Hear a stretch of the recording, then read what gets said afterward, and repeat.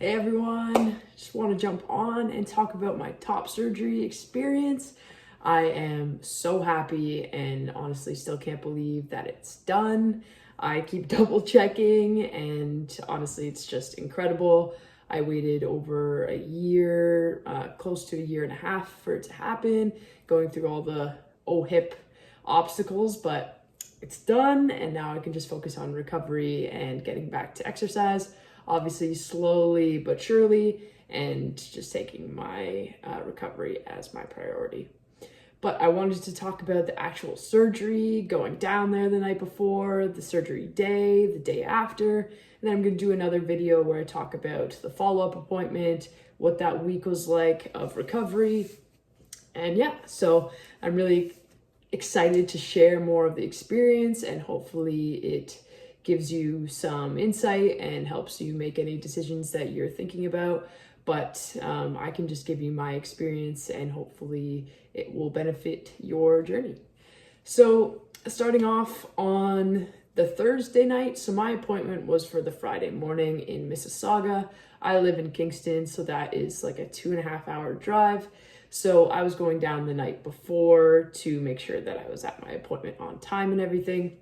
So my partner and I, Leah, drove down on the Thursday afternoon, I guess, and my parents were actually going to meet me there, and we were going to spend the night in the hotel, have a nice dinner, and then wake up next morning, get ready for the surgery and such.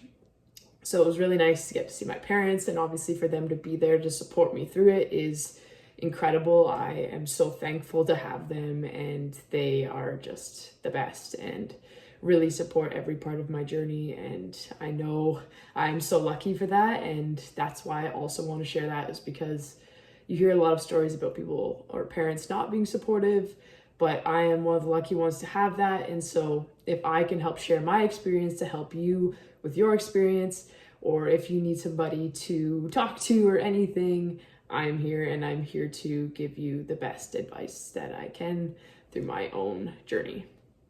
So yes, we met up in Mississauga, and actually the clinic, the McLean Clinic, was attached to the hotel that we were staying in. So it was super convenient. You honestly didn't even have to go outside.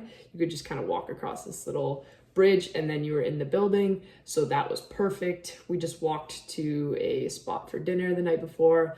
I remember I had this drink and it was called the Remedy. I was like, this is gonna be perfect for a pre-surgery nutrient boost.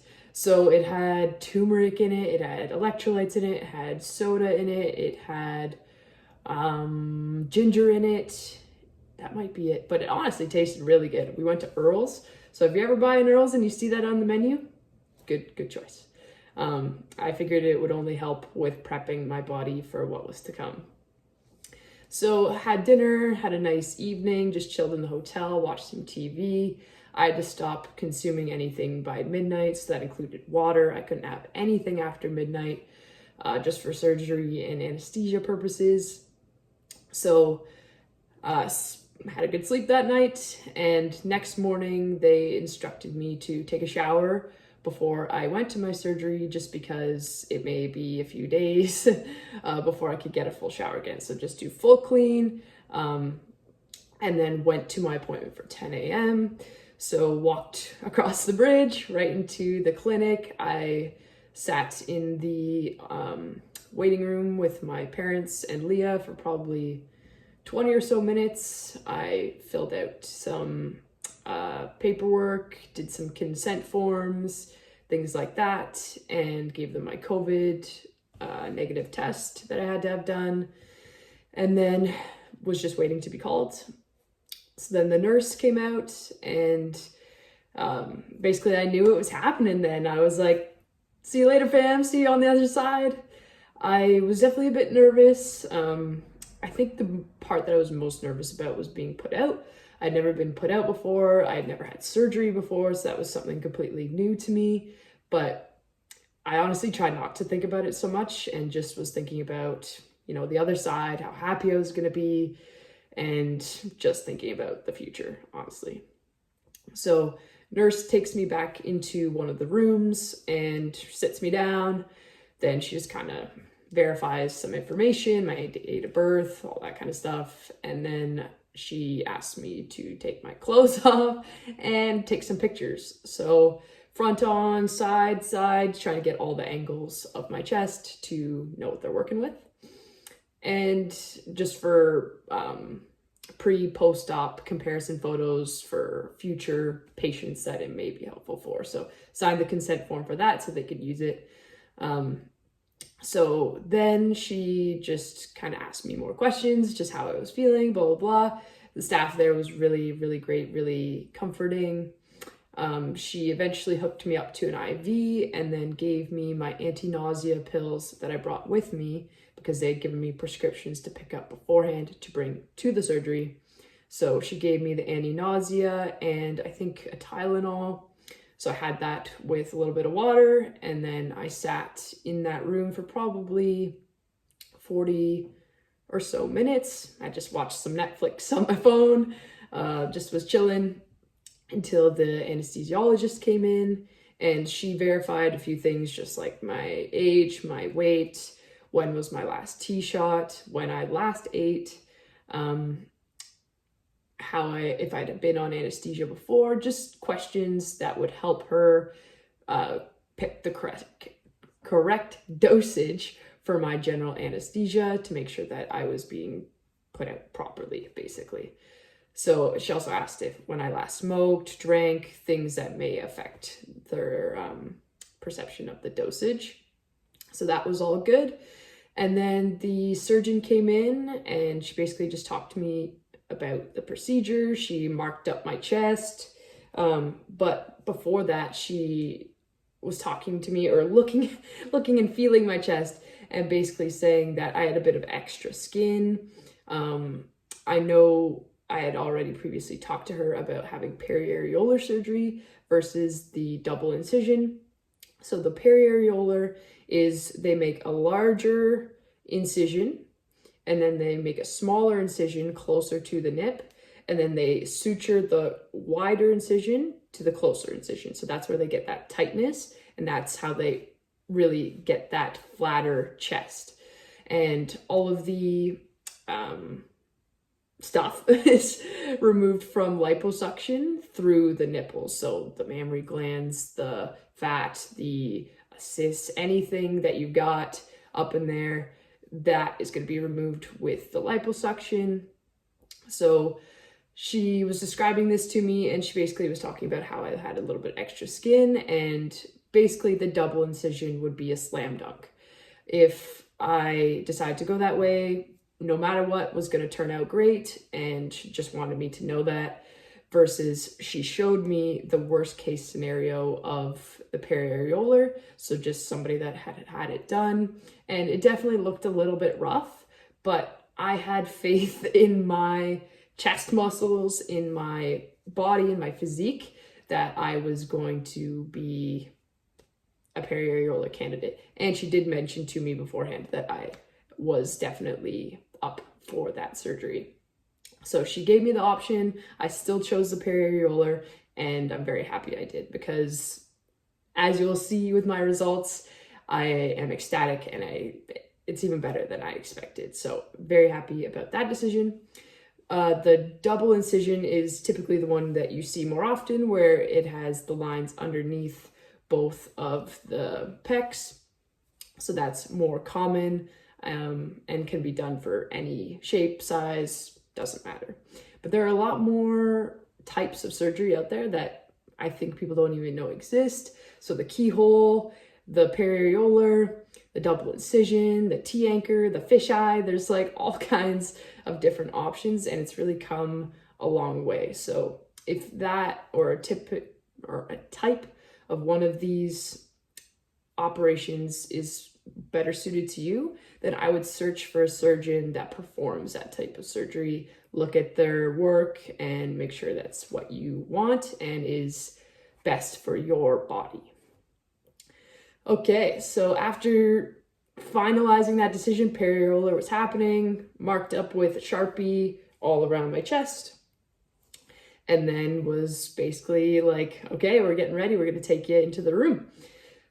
So then they walked me to the room and they were like, hey, it's happening. So they're like, hey, this is M. And then I had to like say, hey, say my name, say my date of birth. And then they said what type of surgery was happening. There were probably 4 or 5 people in there, surgeon and then nurses, big bright lights, big table, everything you imagine. And basically had to put one arm on each side. I can't really do it right now.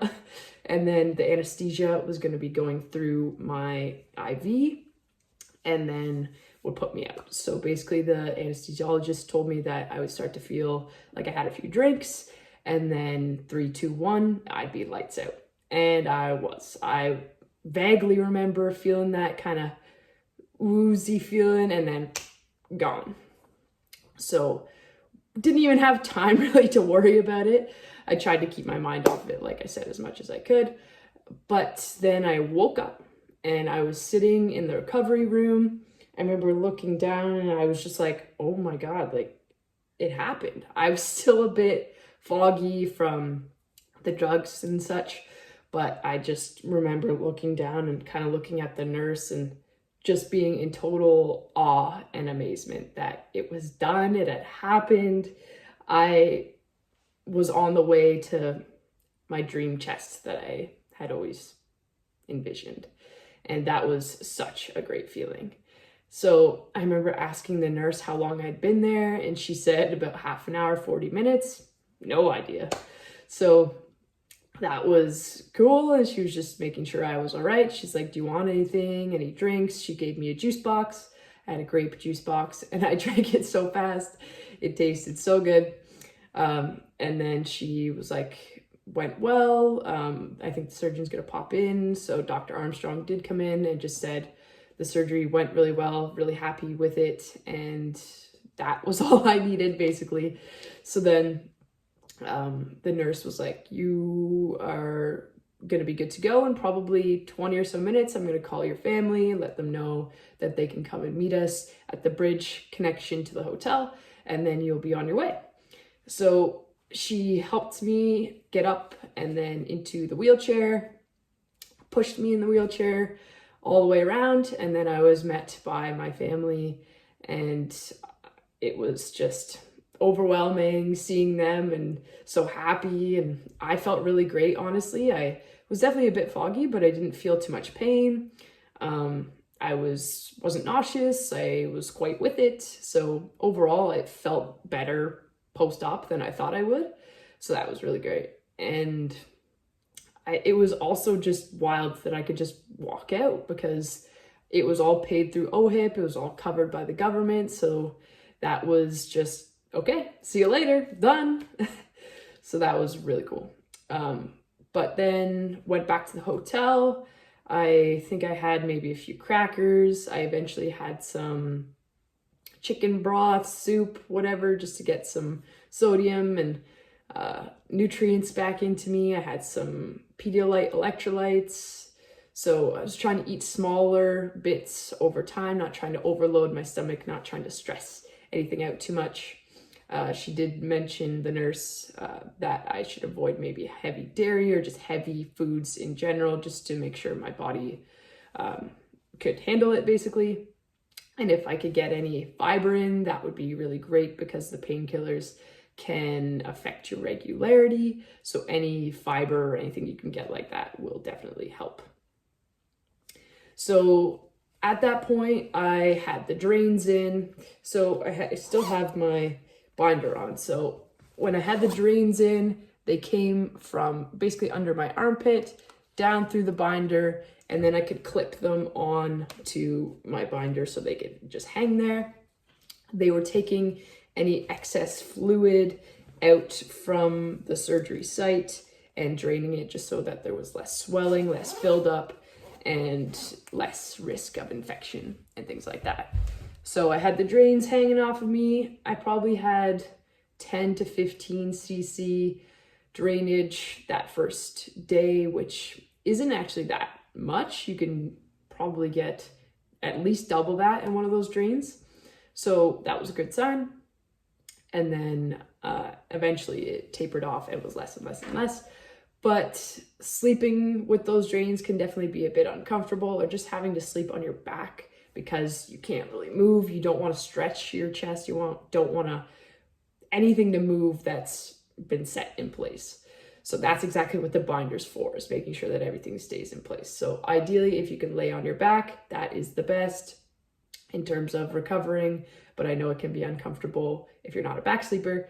So if you can kind of prop yourself on your side a little bit with a bunch of pillows, as long as you have the support, that can be totally fine.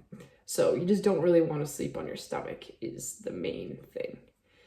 But after that, it was a pretty chill day. We just hung out in the hotel. My parents went out and grabbed some food, brought it back, and I had pizza and salad.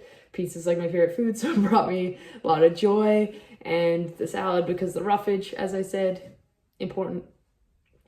But then, yeah, I had a pretty good sleep that night, honestly. I was taking the painkiller that they'd given me, and then I woke up the next day, and I was supposed to have a post-op phone call with the surgeon.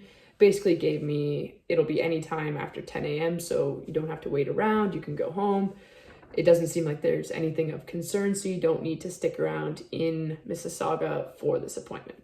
So said bye to my parents, checked out of the hotel, and then went with Leah back to Kingston and got the phone call on the way home. And basically the surgeon was just going over certain things. So showering, I could shower if I wanted, and they could get damp, the bandages around my nips and things. But I got a bit nervous just about, I don't know, infection or just discomfort with showering. So I honestly never did. I just did like little handheld body part showers, but we'll get there. And then talking about mobility. So over time, I can work on my reaching, but obviously when you have the drains in and things hanging off of you, it is quite uncomfortable. So you don't really want to do a lot of reaching. You kind of have T-Rex arms and just move from your elbows. Right now I can move to about here comfortably and out to the side, but I'm obviously not pushing anything and want every incision site to heal as best as it can, even where the drains were entered underneath my arm.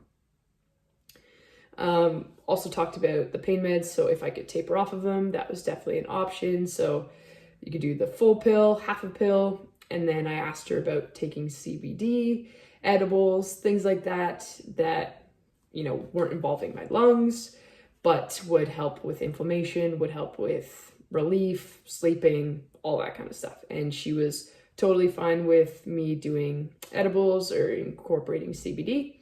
So I started doing that instead of taking the pain meds and switching over to more like a Tylenol if I needed it. But honestly, the last few days I haven't taken anything. And this is going to lead me into my next video. So I'll go over that week of recovery, that first week from surgery operation to post-op checkup where I had my drains removed. So that will be the next vid, but thanks for stopping in and listening to me ramble about my top surgery, but I hope it's helpful to you. And I'll be posting more vids, even just tips or things that I got in advance that really helped me with my recovery or my journey. So thank you for being here and stay tuned for more vids.